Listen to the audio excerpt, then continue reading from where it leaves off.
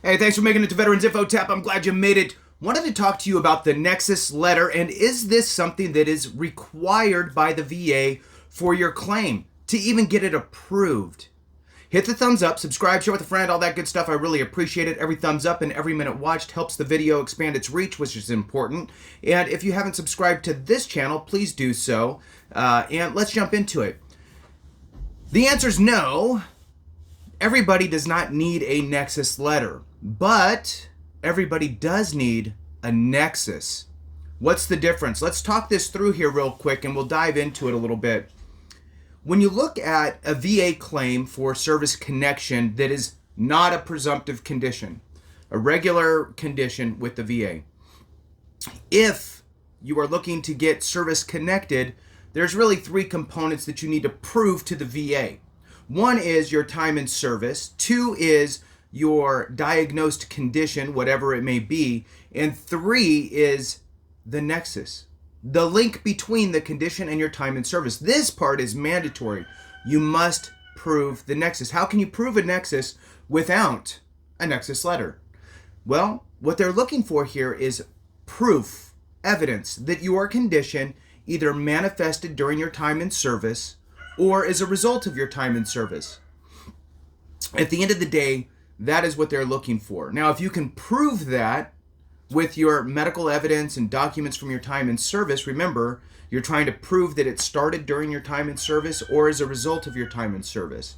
Now, if that's clear in the evidence that you provide, for example, you got injured and it's documented in your medical records and you now have some range of motion limitation going on with whatever, and that's all documented during your time in service, the dates of those things are in your time of service, which creates the nexus that they're looking for. So in something like that, you would not need a Nexus Letter. Let's say you were in service and whatever, 6 months before you got out, you got diagnosed from a medical provider for migraines, and let's say you started taking medication for those migraines, prescription medication. Simply because you got diagnosed during your time in service 6 months prior to getting out is evidence of the nexus. That is the evidence they're looking for. Prove that the condition manifested during your time in service or as a result of your time in service in some way. Now, when do you need a Nexus Letter? Well, if you can't prove the nexus really by any other way, or it's really, weak, the proof, which is often the case. Let's be honest, right? Oftentimes you rub some dirt on it and you move forward. You did not document your injury, your migraines, whatever it is, while you were in service for fear of reprimand, whatever it is. So as you're going through your time in the military, you neglected to go do that. Maybe you went to your corpsman or your medic and they handed you Motrin for, let's say, your migraine, and that taught you to self-treat your migraines, right? Oh, well, this is what I do for migraines. So what did you do? You went to the grocery store, you bought some Motrin or Advil or whatever, and that's how you treated your migraines. And it wasn't until maybe years later that you finally saw, some sort of a commercial or something on TV about getting a prescription for migraine. So you spoke to your doctor, you got diagnosed. Now you have a diagnosis, but it's outside of your time in service. So now you have to build a bridge back to your time in service is kind of how I view it, right? You need to get that evidence to go back. This is where medical evidence, such as a Nexus Letter from your doctor, would be beneficial. Now, if your doctor can't, won't, doesn't, well, that's a different story. AME, American Medical Experts, are doctors. They are board certified. It's going to any doctor, right? It's just these doctors focus on veterans and veterans issues with the VA and help you to develop the evidence that you need to win your claim. So they can do it for you. You can make an appointment with them for a free consultation. Information's free at the end of the day. If your doctor will do it, great. Awesome. You're going to save money. Do that. But make sure that they dial in and put the work and effort into the Nexus Letter, because this is the make or break piece, the cornerstone of your claim being successfully service connected. I pulled up a little piece here on Nexus Letter. I'm going to just read this to you here real quick, just to give a little insight of what you would probably want to express to your doctor. All right. So, a VA Nexus Letter, also known as an independent medical opinion, is a medical professional's document that establishes a connection between a veteran's medical condition and their military service. A Nexus Letter can be a crucial document in a VA disability claim and can be submitted with an initial application or after an adverse C&P exam. So, in other words, let's say that things go sideways.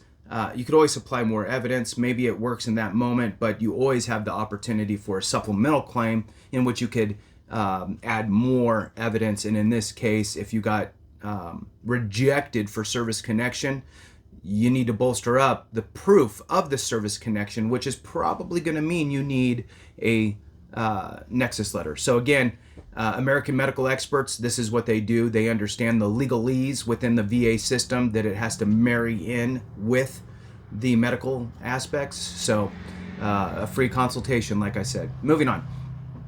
Now, a Nexus Letter, again, can be a crucial document in that VA disability exam. What should it include? What should you have in your Nexus Letter?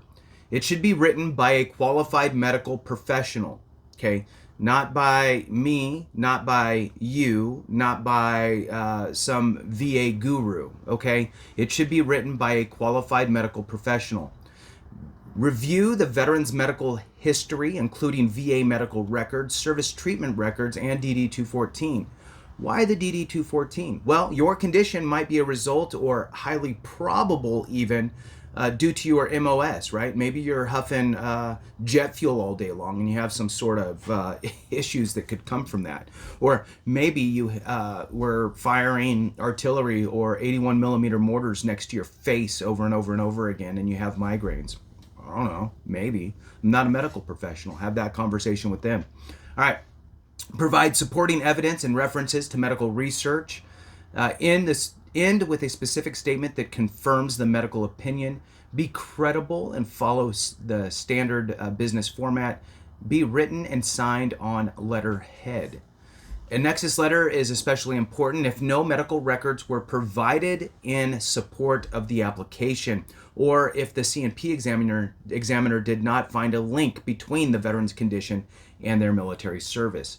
While a VA therapist or nurse practitioner can sometimes write a Nexus Letter, the VA will generally find a letter written by a doctor in the relevant specialty to be more persuasive. So the level of evidence, right? If you went to a nurse practitioner and had them write you a Nexus Letter, a general nurse practitioner write you a Nexus Letter, or you go and you have a neurologist write you a Nexus Letter about your migraines, the neurologist is going to be weighted more heavy than the nurse practitioner. So if you're going to be getting evidence, make sure you're getting solid evidence. All right. Now, for example, the example that they give here is a psychologist or psychiatrist would be ideal for mental health disorders such as PTSD. Sure.